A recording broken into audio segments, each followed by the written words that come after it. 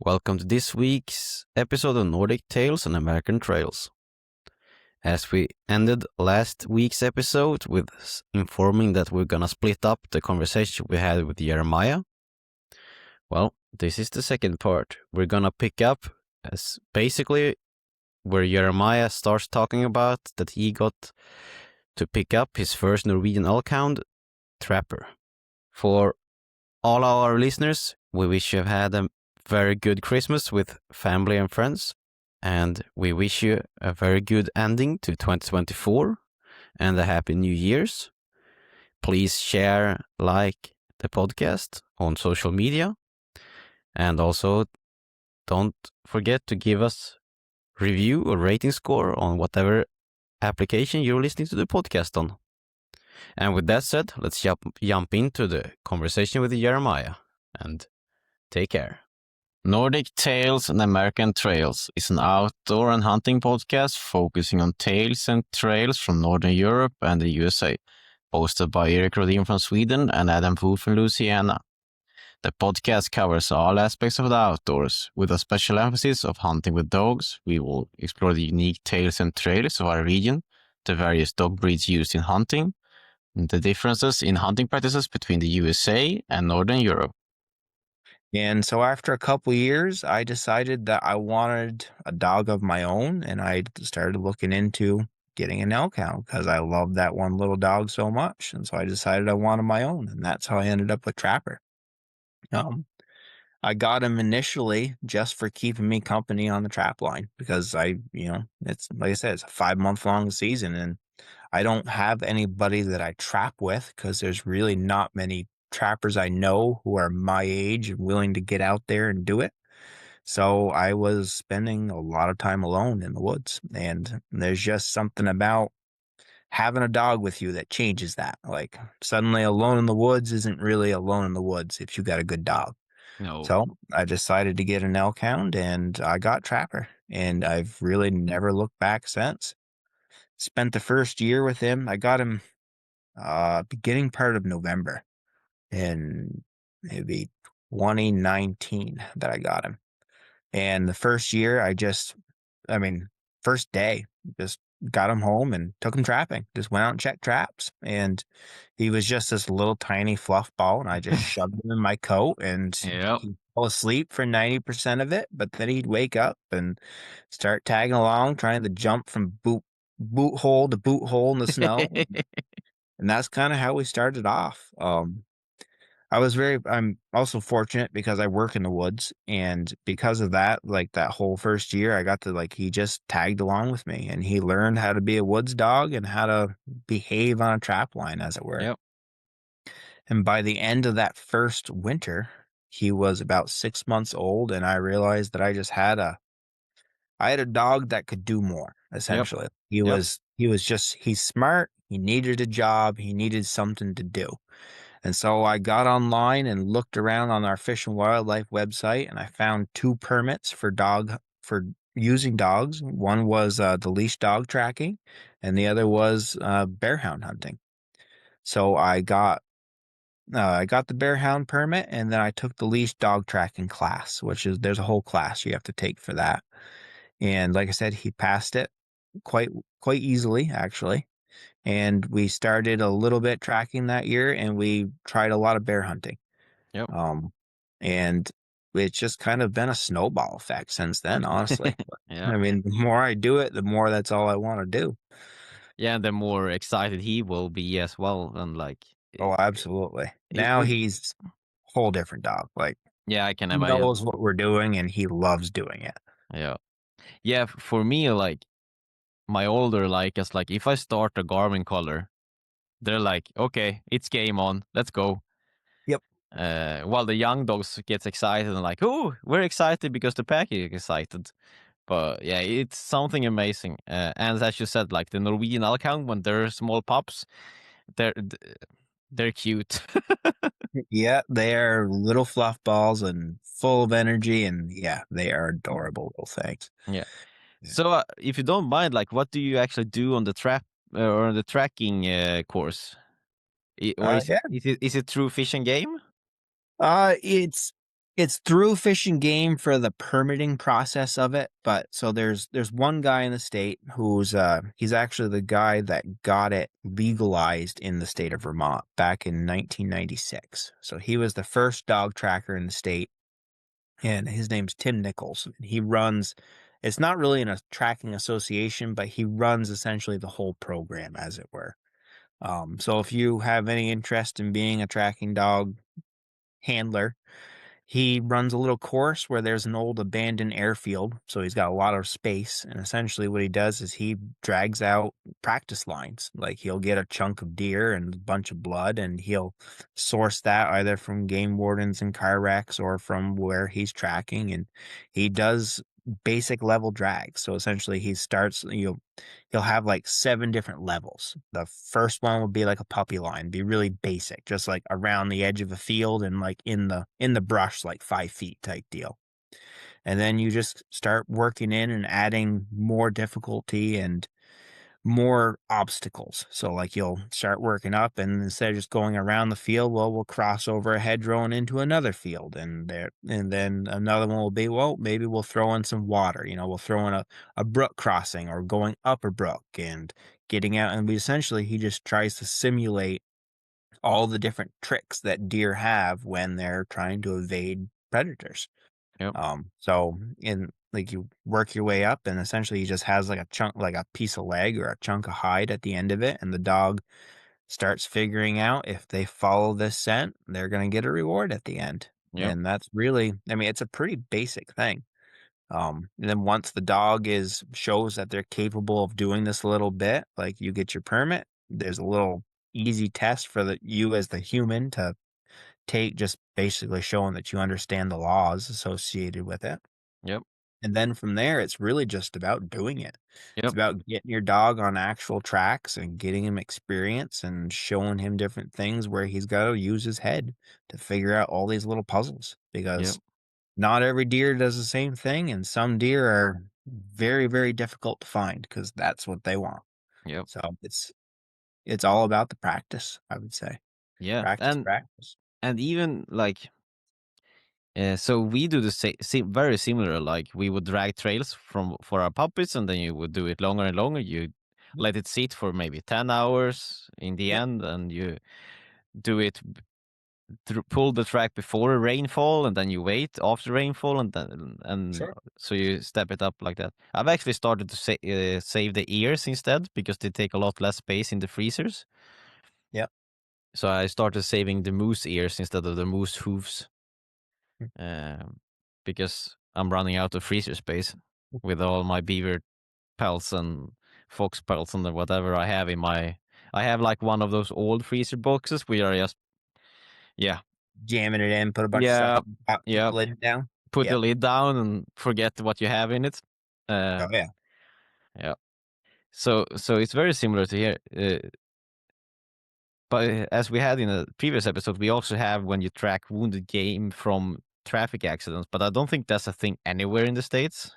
Which We're allowed to do it here. It's not super common, and yeah. I think the main reason is just because people don't call. They don't like. Yeah. People hit a deer and then they just keep driving. Yeah. Like there's no law here that you don't have to report it, nothing like that. And it's all, honestly, that's something that I think you guys have right. Like, I mean, and I think what it really boils down to is just the amount of people that are in this state that have no concept, and they just freak out, and then they because they don't know what to do. Like, even if whether it's alive or dead, like they don't got a knife, they don't got a gun, they don't. Whereas then there's the flip side. There's definitely old school Vermonters that'll hit a deer with their truck, and the next thing you know, they're shooting eating the deer and eating it, throwing it in the back. Like there's a big, like I said, there's a huge discrepancy between the type of people and there's. Like I said, we're a rural state, so there's a lot of farmers, there's a lot of hunters, but then there's also a absolute ton of just city people.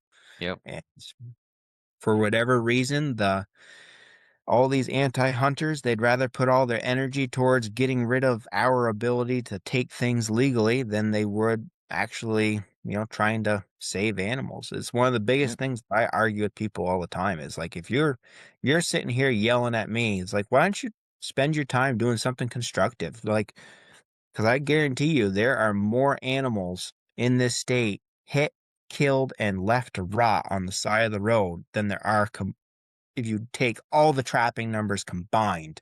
Yep. There are more animals killed and wasted with cars than there are with trapping. Yeah. And trapping, they're not being wasted. No. That's the other big difference.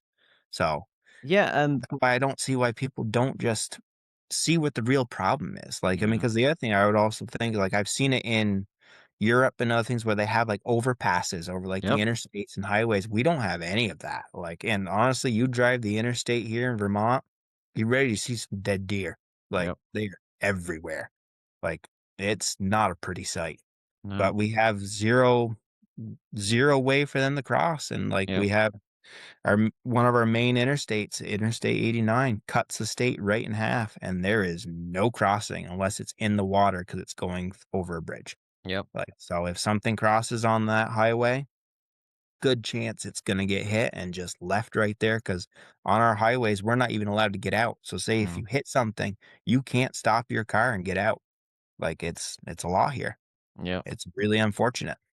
Yeah, like I I can't really like grasp it in a sense, like because it's so well rooted here. And like Yep. even if you're 100% against hunting, you know that if you hit the deer, you're gonna call the police, and the police are gonna send the hunter out. And the goal is obviously to make sure the deer isn't suffering, because you've seen it when you're tracking wounded game. Like even if a deer is on 2 legs or 3 legs, that deer can go miles, and Oh it's yeah. gonna be days before it Yep. stops suffering.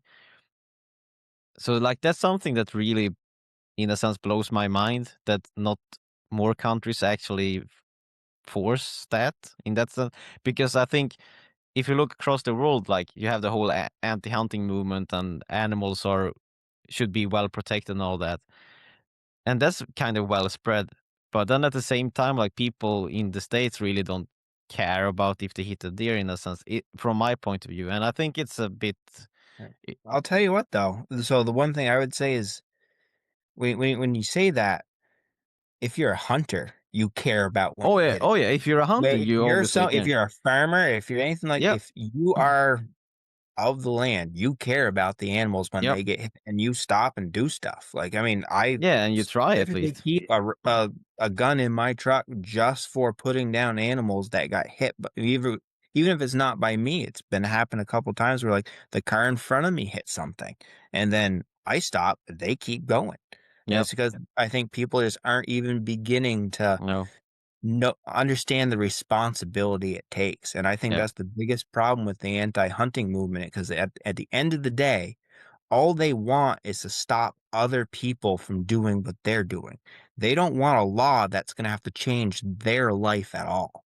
That's the worst part. It's very hypocritical. Like, it's not like I say, it doesn't make any sense to me. If you care about animals, you should care about animals. Yep. It shouldn't be a difference between whether I shoot it with my rifle or you hit it with your electric vehicle. Like, there's a wounded animal at the end of both of those, and just Yep. because your vehicle is saving the world as you claim it is, doesn't mean you're not doing crazy damage. Yep. And I think that's what it boils down to, is all these people that are in the anti-hunting movement, they only want law changes that affect other people, not Yep. themselves. If Yep. it's got to affect themselves, well, then that's going to traumatize them if they have to get out of their car and look at what they actually did. Like, I would say one of the best examples I have of this is a couple of years ago. I was driving to my way to work, and I saw this car up ahead of me that was very much a left-wing liberal. Like, it was a Toyota Prius with the bumper stickers that said coexist and equal peace and like animals are love. And I saw them slam on their brakes. I saw a door open, then the door shut, and they sped off. And I was like, what the hell happened? And I got up to that point, and there's 3 baby foxes dead in the road, run over. And one of them was only run over partially, and he was dragging his back end across that fucking road.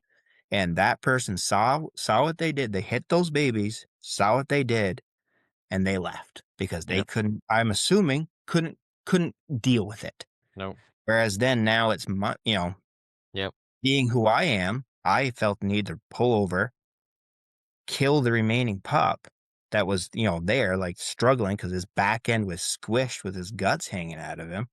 And then it was my responsibility to move them off the road because the other part is the mother was right there on the bank wondering what the hell happened. And she was going to stay in that road all day long and probably get hit herself. Yep. So I think that right there tells you the best example of the difference between the types of people they are. There's one person who I'm sure, I mean, I don't know who they are, but I'm sure give them the vehicle and give them the stickers on that vehicle that they would happily vote to end all animal suffering. Yet when they cause a little bit of animal suffering, they can't handle it, can't Nope. deal with it, and they leave. And by doing so, they're actually causing more suffering than if they took the responsibility upon themselves, got out, and finished off those puppies. Yep. Because at that point, there's no taking it to the vet. There's no doing the right thing is to kill it because you're not gonna, leave a baby fox and raise it up with no back legs and it's not gonna happen, people. The Yeah. reality of the situation is you ran over some baby foxes. Now you got to deal with the consequences. Yep. But here you don't have to. You can Yep. just drive away if you want to. And I think that shows the biggest difference in the types of people that are here. Yep.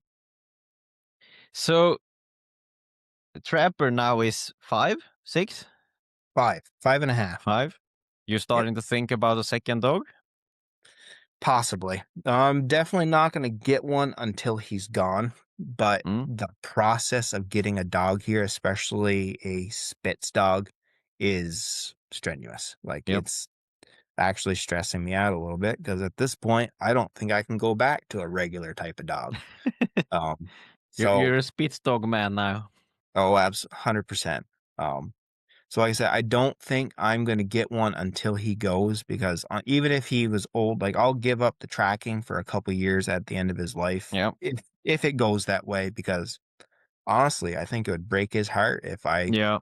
went tracking and left him. Like he knows Yep. what's going on. Like and still to this day, when I get a call at night, he'll plant himself in front of the front door. Yep. Like I'm not allowed to I leave know him. I know the feeling.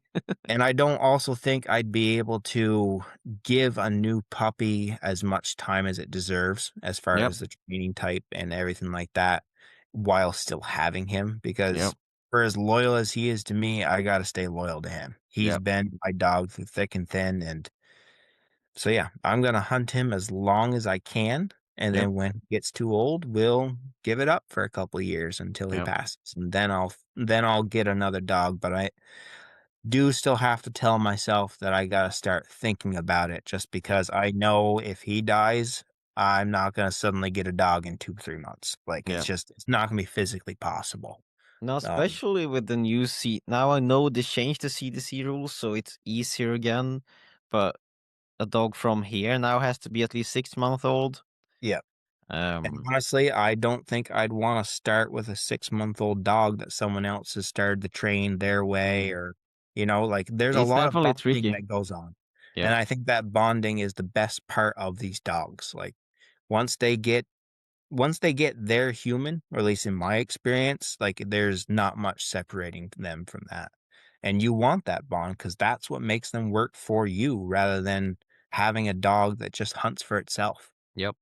I think that's a big part of what makes us so successful as a tracking team and as a hunting team is the Yep. fact that he's an intelligent enough dog to recognize that he's not just out there hunting for himself with me falling behind him. He and I are hunting together, and we can only do certain parts of it. And I think that's a big part. Like he's learned now that he can find him, but if it gets if it's still alive or like he can't kill it. He's learned that. Like he knows that he's not going to be able to chase it down and completely get it by himself.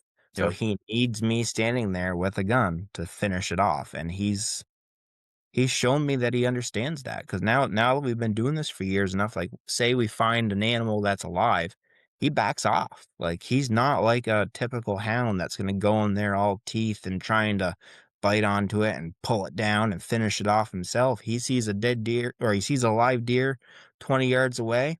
He stops and he looks at it, and then he looks at me. He's like, "Are you gonna shoot the thing or what?" Like, he's definitely that smart, and that's what I really appreciate about about this breed. I mean, it's Yeah. just astonished me from the get-go. Yeah, that's there. You can get that when you hunt with a dog off leash as well. Like Yeah. I had one moose go by me on 30 meters, so like 30 yards, with my older Leica behind, and she like runs while barking behind them, trying to catch in front of the moose, looking at me like, "Are you really not gonna shoot this one? We're Yep. going by here. It's 30 yards. Come on, are you really not gonna shoot this one?" And then obviously that moose wasn't on the quota that day. But like, you, if stairs could kill, Yeah. most likely would have been dead when she does that. Like, they're like, I've done my part. Exactly. Are you gonna do your part? Yeah. And the bond is so amazing when it comes to that. So you do wounded game tracking in that sense, but I also know you hunt a bit of black bears with the trapper. We do. It's definitely something that's taken a little bit of a backseat to the tracking just because I have a lot more opportunity to track, which isn't to say I don't have opportunity to hunt bear. But here in Vermont, I'm pretty picky about what I shoot as far as bear goes. And the vast majority of our season really is during a time of the year when it's too hot. I like to do all my own butchering, so if I'm gonna get a bear, I need it to be able to hang. And for the first month and a half of bear season here, it's still in the 80s, and that's just kind of not even something I'm interested in. And when I'm getting a bear, I really want the fur, and so I gotta wait for some good cold weather for that fur to really prime up and be good and lush, and you know, so essentially that leaves me a couple weeks at the end of October and then the first couple weeks of November. Because on the other side of bear season, the end of it here, it coincides with deer season, and I don't necessarily like letting trapper run off leash through the woods when there's a bunch of rifle armed hunters that are happy to shoot coyotes. So I usually once deer season starts, I stop bear hunting with the dog. Um, but we've done excellent. I mean, he's ever since I first started working with him on it, he's got me on 14 bear over the past 5 years. And of those 14, I've only shot one, which once again, it kind of comes down to me being picky. Um, but what I like about bear hunting though is it's not like what most people do with bear hunting dogs, at least in my experience of it. I mean, like I said, I don't know anybody else personally that hunts bear with a Spitz dog. I mean, the only stuff I see is on Facebook.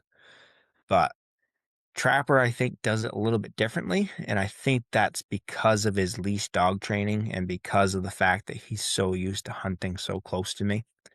So when we bear hunt, um, I live in a spot of Vermont where we have a large mountain range that goes north south, and it's very consistent. And I live on the west side of that mountain range, so the mountains are on the east side of me, and it's just a big flat, space. Essentially, it just uh, gains altitude. So what we do is I'll wait. So once we get to the point in year where it's cold enough, I'll wait until we get a day where the wind is either very strong out of the north or out of the south in one direction, and we'll start downwind of the area I want to hunt in. And essentially, all we do is we walk right up the mountain, and we walk in a way that the wind is hitting us in the side. So it's where we're walking perpendicular to the wind. Mhm. And then essentially I just walk with him until he catches the scent. And when he catches the scent, he will turn 90 degrees straight into that wind. And then he'll essentially just walk to the bear. Yeah. And I think that's one of the things I like the most about him is he's silent. He doesn't bark. He doesn't run off. He's not trying to chase it. He's just 20, 30 yards in front of me, and he's just walking towards the bear. If I slow down or if he loses sight of me, it it's common for me to lose sight of him, but if it's for much more than 3, 4 minutes, I'll come over a little hill and he'll just be sitting there waiting for me. And then as soon as he sees me, then he'll turn back and keep going on the trail. And he'll just follow his nose off the wind until he starts getting close enough. And then once we're, I'd say roughly 100 to 200 yards away, depending upon how thick the woods is, pretty much once he can see it, he then stops and he just watches it, silent as can be. And because we're always downwind of the animal, it very rarely ever knows we're there. And so essentially he'll stop and I'll come up to him and I'll find him sitting or just standing there staring either down a hill or up a hill. And I'll sit down next to him, look where he's looking, and sure enough, there'll be a bear, depending upon what they're doing. Usually it's just they're moving around or they're eating. And then that gives me a chance. Like then I'll at that point I'll tie him off to a tree right next to me, and then I'll take my time judging the bear, deciding upon whether or not I want to shoot it. If I do want to shoot it, then obviously pull the trigger and we'll see what happens. If it drops, it drops. If it takes off, well, then we know how to track something on a leash. So Yeah. that's what I'll do. If I decide it's not a bear I want to shoot, then we usually just watch it for 20, 30 minutes and then back away. And that'll be our day. Like even if it's early in the day, I'll just call it at that point. Yep. Because to me, that's a successful, he's located a bear for me. It's not his fault. It's a sow with cubs or something that's too small or too big or whatever it happens to be if I decide not to shoot it. But no, it's a pretty easy way of doing it. And what I like the most about it is wherever the bear is, that's where I'm going to shoot it. He's not up there chasing it for another mile, or even if he's baying it, like the bear is right where it is. So it's at its maximum distance away. So I don't have to drag it any further than I would have to if I decide to shoot it. Or it's just yeah, it's just to me, it's an easier way of doing it, I think. And it's just because of him being calm and him once again understanding that bond between us. Like he can locate the bear, but he knows that when he sees it, he's not gonna go chasing after it and try and kill it himself. That's not he understands that if we're gonna get that bear, I've got to pull a trigger first. And then I mean that's also the reason why I tie him off to a tree, because once I do pull a trigger, then it's game on. Like, he would happily chase out if I pull a trigger and that bear runs off and it's bleeding, like, he will happily run after that thing all by himself. But Yep. I usually don't let him do that just because I like to watch how he works, and I also like to be there when it all happens, like, it's just part of it. Like, if we're gonna hunt together, we're gonna hunt together. That's very, very cool though, and unique, I think, even for a Norwegian Elkhound to basically not run off and bay, in this case, a black bear by itself.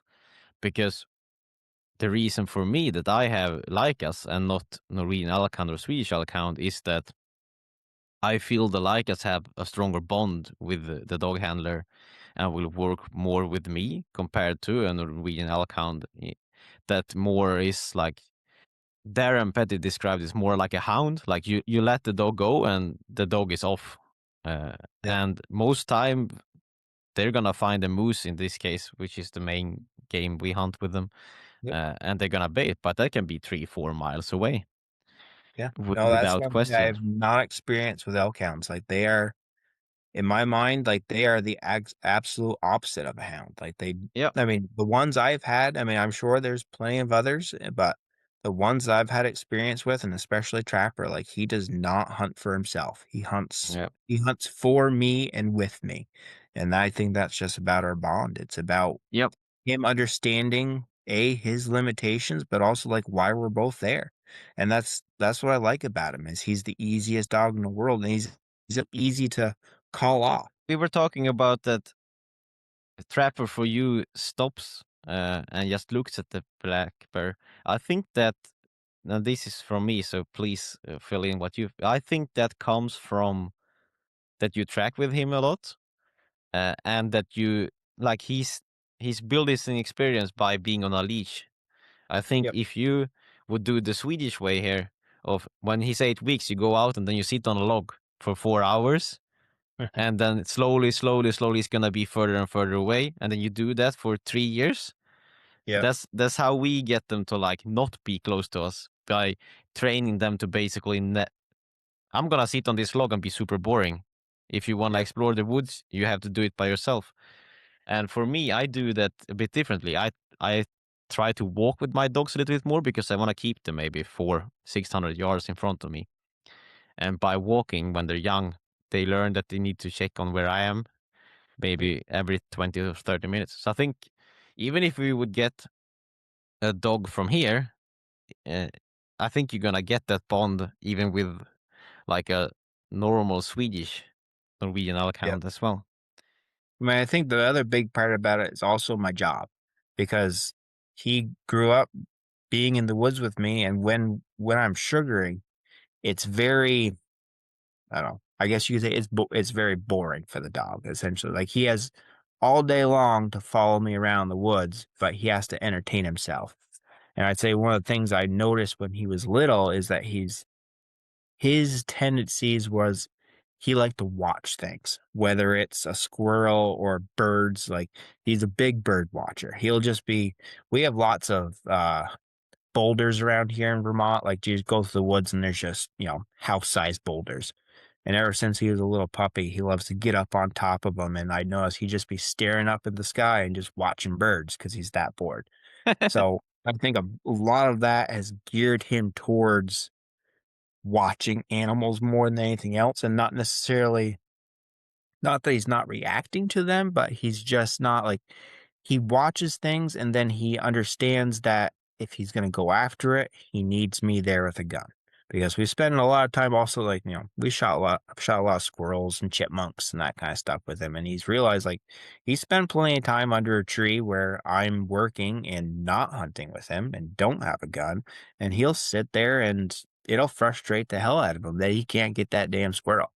And then when I do decide to shoot something for him, he realizes that he needs me to do it. And Yep. I think part of that is just, I think he's learned that if I'm not right there next to him with a gun in my hands, all he can do is watch. And I think that's a big part of what's helped him be such a calm bear dog, as it were. Yep. Yeah, definitely. And I think it's amazing. And I think that showcases the smartness of these old spit breeds. Like, Oh yeah. it doesn't matter if it's a like or a Norwegian account, like they grew up together with humans for if I say 10,000 years, like we're Yeah. not that far off. No, And no, they definitely. learned like, okay, so this human wants me to do this for me to get food. Like in a sense, like that's survival for the dog. Like keep your owner happy and you get fed. Yep. To make it a bit harsh, not that that's how we treat dogs this time, but if you look at like the tiger in Russia, like a bad hunting dog, they will not spend any time to feed because Yep. they need to keep the food for themselves and maybe one or two or three of the best dogs because a Yeah. dog needs to provide to get food. And depending on how you want the dog to provide for you, I think most of the older dogs breeds, when it comes to the hunting speeds, will like adopt to how you want them to hunt in a sense. Oh, absolutely. No, they definitely, like, they see that reward for being with you, I think, for sure. Like, it's just what's kind of separated elk hounds out for me. I mean, like I said, I haven't had any experience with other Spitz breeds, which is something I am thinking about. And elk hounds were the first one I got involved with, just for a random reason. Yep. It just because my brother got one. But they're, in my mind, it's a whole different class of dog. Like, it's just, they are that much smarter, they're that much more loyal. And I'm not saying you can't have a smart, loyal dog that's a hound or whatever, not, but I think if a lot of guys who have grown up with hounds and grown up with what they consider a smart dog, if they try to spits, I think they'd have a hard time going back, personally. Yep. I mean, I definitely am. Like I said, I grew up with beagles and labs, and I couldn't imagine trying to have a lab again. Like, in comparison, they're just stupid. Like, even the smartest ones I've had is stupid compared to Trapper. And it's, I don't know. It's just, I've definitely found my thing. I found my type of dog.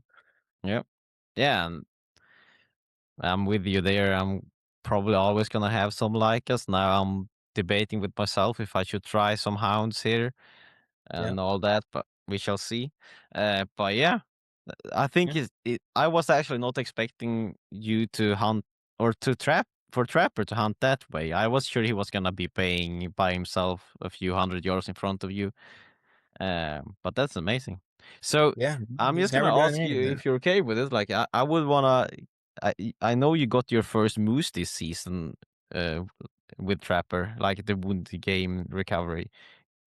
Is that a story worth telling? Yeah, I think so. Honestly, it's been one of the most it was probably the best track he's had as far as technical goes. And like just for what he was able to do, it's impressed me and everybody else. Um, so yeah. No, this is the first year we've actually recovered a moose. We've tracked them a couple times before, but in all the situations where we've tracked them, we were on an animal that just wasn't mortally wounded.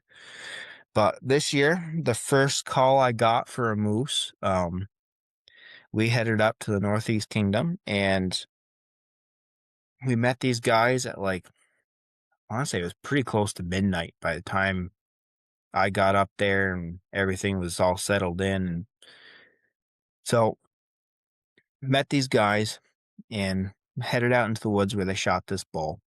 And this is during archery, so it was a shot with a bow. And they had a really good blood trail for probably 700 yards. Like it was good enough that you could have gone just by the smell yourself. Like there's that much blood on the ground. But then it just ended. There was no blood. So we set Trapper on it and he took off like crazy. And the blood trail that they had, it went downhill at first, but then took a hard 90-degree turn and started side hilling. And when we came to that turn, Trapper really wanted to ignore the blood and he wanted to go downhill more. But because of how much blood was on the ground, we made him take the corner and finish out to where these hunters had left the moose because they couldn't find anything else from there. And we ended up coming out into this big raspberry thicket and found this spot. Like their last bit of blood was a ridiculous amount of blood. There was just this matted down spot where you could tell the moose he had just stood there and circled, bleeding. And so there was an abnormal amount of blood on the ground. But then from there, they had nothing. They didn't have a speck going in any direction. So obviously, they searched all over the place, and when Trapper finally got there, their little grid search confused him, so he was circling and circling and circling, trying to figure it out. And then finally, once again, he struck off downhill. And I could tell that the hunters were a little bit, I mean, they never seen this before, never used a tracking dog before, so they were definitely a little bit skeptical when we went from tons of blood to no blood at all. And but I was like, well, we gotta at least trust the dog because this is the way he wants to go. And that's what I tell everybody is as much as you want to find an animal, this dog wants to find an animal. And it might Trust not the make dog. yeah, they know what they want. And it might not make much sense to us because we're just using our eyes. Like, and sometimes there's just no visual evidence, as it were. So I convinced them to follow me as we're following the dog. And then all of a sudden I see one little drop of blood and it's dried and it's on the stick. And I pick it up and I'm like, look, here you guys go. Like here's a drop of blood. I mean, minuscule amount. Nothing compared to what they had. I was like, but dog's doing the right thing. And then I saw, a little bit of hope coming from them. At least they were a little bit more confident that I wasn't like, pulling their leg or just Yep, out there yep. like bullshitting them type deal. And so then we keep going and we're headed downhill at this point. And the area we were in had been logged off really heavily, probably 10 years prior. And it's just the spot we're going through is just like these whip trees and blackberry bushes over your head. It's thick. It's really thick. But And there's moose sign everywhere. That's the other part. There's like this area they were in was excellent. So there's paths going everywhere. There's beds. There's piles of crap all over the place. And we were on a track, but I mean, there's tracks everywhere.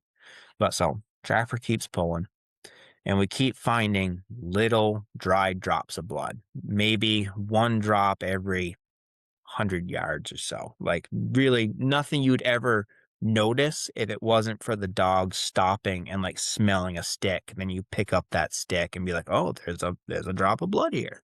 Or so we kept following the dog, and we got about probably a mile and a half into the track. And all of a sudden we came out onto the shelf, and Trapper went from straight line pulling to zigzagging like crazy all over, looping around, just going what appeared to be like ape shit, like just going crazy, like just can't make up his mind which direction to go. And then all of a sudden he stopped zigzagging and he started going straight again. And I was seeing blood on the ground, but this time it was fresh. It was fresh and it had little tiny bubbles in it. And it still wasn't a lot of blood, but it was blood. And so that confirmed me. So at that point I'm pretty confident we had bumped the moose. Yep. He had come out onto that flat, and that's where he was either trying to bed and not able to bed because he was in pain, or he was just milling about because he felt safe there for a minute.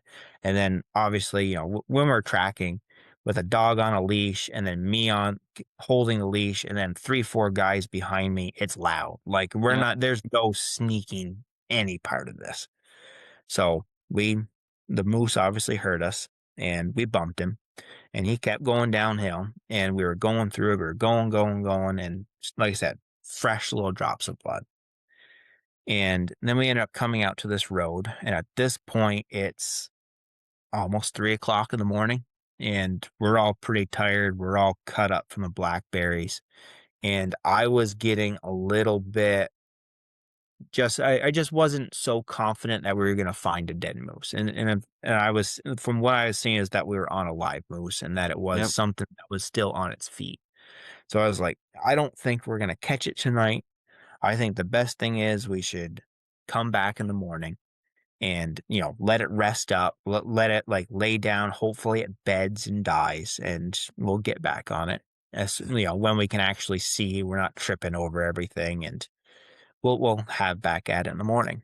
So we took advantage of the fact we were crossing that road, walked back to the trucks, and we all slept in the woods that night. And we got back up, went back down to the road where we had left it, and took Trapper, and he just jumped right back on it like it was the night before. No hesitation at all. So we were heading down towards this.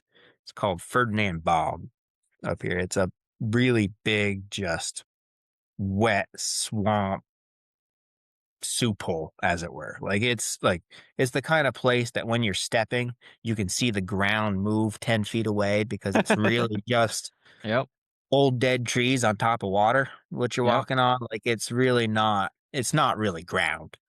But so we were going down through, and he tracked it probably another, I don't know, pretty close to 3/4 of a mile after that road. And so at this point, we're 2.5 miles into the track at least. And I hear something start crashing off in front of us. Stop the dog, wait for the hunter's dog, catch up with me. And I'm like, just heard something big moving. It's like, it's one of two things. Either it's our moose, or it's a bear that was on the dead moose and we just bumped it. So let's sit here for a minute, give it 20 minutes, and then we'll kind of go over to that area, see what we can find. So we waited for a bit. Then we let Trapper keep going, and we ended up coming down to a spot where we found, it wasn't a bed, but it was a spot where the moose had just circled and circled, and there was blood all over the spot, all over the place. And from there, Trapper started going crazy. Like he was pulling on the leash hard because it was just fresh scent. Fresh. So we let him keep going on the track, and we started getting further down into this bog. And all of a sudden he just starts he's scenting completely off the wind now. He's not even paying attention to the ground at all. and we're going through all these alder bushes, and we're going through. Then all of a sudden, I just see these antlers go from about, I didn't even see them at first, but they went from about like knee high to all of a sudden 6, 7 feet up, like just way towering above us. It's just the moose stood up. And what had happened was that moose had, in trying to get away from us, he had come to it's a brook, but it's like 10, 12 foot wide and probably 10 foot deep, really slow moving, but it cuts through the bog. And he had come to a big U shape in that brook trying to evade us. And he did not want to get in that brook for whatever reason, which the reason was because he was just hurt too bad. And so he decided to turn around and stand his ground. And all of a sudden, we were 15 feet away from a 51.5-inch moose that was just towering over us. And that moose got a sniff of the dog and he just came at us. He charged. It was slow at first because there were so many alders getting stuck in his horns, but whenever something like that happens, Trapper's very protective of me. He does not like it when an animal advances towards me. It's not like, then he has a bit of a switch because prior to this, he doesn't make a peep. Like he's quiet the whole time. Now he's all bark and all teeth. And that moose takes 2, 3 steps towards us, and all of a sudden, Trapper just goes around this bush and he hits him hard in the flank, just bites right into him because the moose was coming, and it did exactly what I think Trapper wanted it to have. It stopped the moose, and the moose turned to put his antlers like towards the dog. And that's when we saw the arrow sticking out of him. We were like, okay, this is the moose we're after. He's wounded really bad, and now this is a dangerous situation. So I pulled out my revolver, hit him once in the shoulder, and he kind of stumbled for a second, but he came back up, and he turned back towards me, and he started coming again. And at this point, Trapper went down underneath, like ran under his belly, got on the other side of him, and bit him again in that side. And that time, the moose got really angry and turned fully towards the dog, which made him broadside towards me, and I was able to just unload into his shoulder and dropped him. And that was probably one of the most intense charges we've ever been involved in, like because of how quick it happened and how big this animal was, like, and Yep. just how close he was all of a sudden. Like, it's not like he charged us from 80 yards away. He charged us from like 15 feet away. Yep. And it was just, between it happening and it being over, it was less than a minute. And it Yep. just, it Felt was felt like an hour. Yeah, exactly. It felt like slow motion almost, Yep. but it was also over very fast, you Yep. know? And it's one of those things where, so that bull had been hit kind of, it wasn't really a gut shot. He had been hit high in the back, high, but also backwards. So it was the top of his stomach and his diaphragm. And then because the arrow didn't get great penetration and it stayed in him, every time that moose ran by a tree, it was thwacking that shaft and it was just cutting one of his lungs. So it was definitely a moose that was going to die. It just wasn't a fatal hit at that point in time. Yep. So that was one where once he was down, everybody just exploded. Like Yep. everybody was happy. Like this was a moose that we hadn't thought was even retrievable. Like we were Yep. just trying to like get eyes on him and make sure that like it wasn't that bad of a hit, so that way they could like, feel Yep. good about like, not recovering it. Then all of a sudden there he is down at our feet, and it's just, it was, yeah, an explosion of just excitement and happiness, and those guys were ecstatic. I Yep. was pretty shaking at that point. Like I had never really experienced something quite like that. We'd been charged by a couple deer and one bear before, but not a bull moose, not that Yep. close. Like it was pretty intense.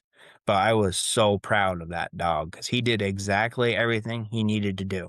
Like, because in that instance, not that I've ever trained him for this, but he knew I needed a better shot, and he knew that he needed to stop that bull. So he did Yep. everything he could to get that bull to turn its attention away from me and to him so I could take a good, clean shot. and that's Yep. what happened. Yeah, it's That amazing was when they go yeah. into like that protection mode. Oh, yeah. No, it's definitely a switch in him. Like, he does not like I said, he is not as, what most houndsmen would call gritty. Like, he does not really he never sinks his teeth in, he doesn't charge in, he's not trying to fight an animal unless it comes at me.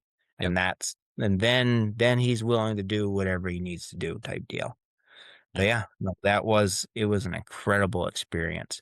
And that was one of so we had him down by 10 o'clock in the morning, and because of where we were, the most common method of retrieval for moose in Vermont is with draft horses. There's a lot of teams where they'll come in with either a single or a pair of horses and drag them out for you back to the trucks. But because of where we were, being so boggy, the horse guys didn't want to come because they said the horses would just get stuck. So then we took pictures and, laughed and fucking congratulated everybody. It took about half an hour to do that, but then we had to cut them up and backpack them out. Yep. And so, yeah, we spent pretty much from 10 o'clock that morning until 5 o'clock that night just laying there on a beautiful day, cutting up moose and getting it out of there. It was a great time. Yeah, I can imagine. So thank you for that story. Is there anything else you wanna bring up and talk about before we round this episode out? Yeah. No, I guess the biggest thing is just my general impression with elk hounds is, or at Yep. least from the ones that I've known. I think the thing that also really astonishes me with them is like just how little training they require. In my experience, it's not like I haven't trained him to do any of this stuff. I've just exposed him to do it. I've exposed him to it and he's really taken to it all. Like you, the tracking, the bear hunting, like any of it. Like it's not like I think the biggest thing I've seen is like it's in them already. It's like they have that desire and they seem to have like the knowledge they need. They just need to be put in the situations where they can develop that. And Yep. that's something that I've not experienced with many other hunting types of dogs. Like I've tried to train labs and train beagles and like it's a lot of work. Like getting them even something that's, made to run rabbits. In order to get them to run rabbits the way you want them to and the way it's successful, it's a lot of work. Whereas with elk hounds, the way I see it, all you got to do is just do it. And they keep pulling these aces out of their sleeves. It's amazing. Like it's just, I think that's the biggest thing that separates them out from other dogs for me is it's just, you don't have to put that much work into them. You just have to give them time, give them Yep. dedication, and they will amaze you every step of the way. Like yeah, not much more I can say good about them other than that. Like, they have all this in them. Like, it's in their blood, it's in their brains. They need the opportunity to do it and to practice. And if people give a dog of this caliber that kind of, just time and energy and just give them the chance to develop some experiences, I think they'll astonish even seasoned dog trainers. I think they really will. Yeah. And I mean, when it comes to Norwegian Elkhounds, like they're a good few 100 years older than United States as a country. Oh, yeah. No, for sure. Yeah, no, they've been doing this kind of stuff for generations. And at a certain point, that stuff's just locked away in their blood, I think, because it's, like I said, just how quickly he's picked up on things, even from first couple times. Like, it's just incredible. Yep. Amazing, amazing. So thank Yeah. you for joining this episode. If you don't have anything else to talk about, No, I Jeremiah. think that's great. I've had a lot of fun. Thanks for having me. Yeah, it was an amazing time. Now I'm gonna head to bed here. It's almost 1 a.m. here, so Oh, getting goodness. I kept you up. getting a little bit tired here, but all worth it. Mhm. So I wish you a Merry Christmas and a Happy New Year's Eve, You as well. and take care. All right. You have a good night. Get some rest. Thank you, man. Take care.